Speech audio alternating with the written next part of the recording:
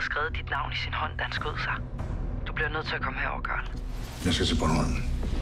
Jeg brugte de sidste 7 år på en sag om en pige, der blev fundet død oppe i et træ. Alberte Schneider-sagen. Han var din ven. Vi kendte hinanden, vi uddannede sammen. Det troede du vidste. Han var jo fucking religiøs, altså. Alberte Schneider-sagen fuckede hele øen op. Hej, Karl. Assad, hvad fanden laver du her?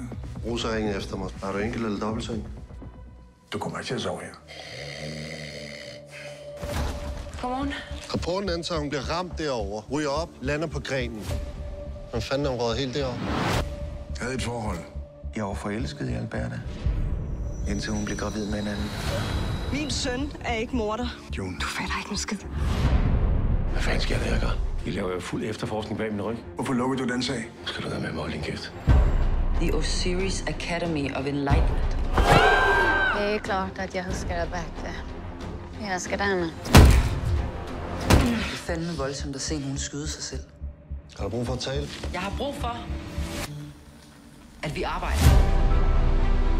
Alberte var en del af alt det der. Rose, du kunne blive en af dem. Atu är vår spirituella ledare. Det der er med dig, Bak, som altid, det er, at du er dum.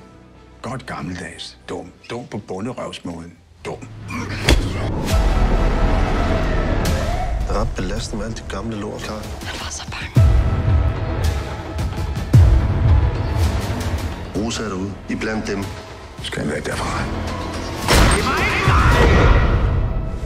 Rose, hvad er det gået væk?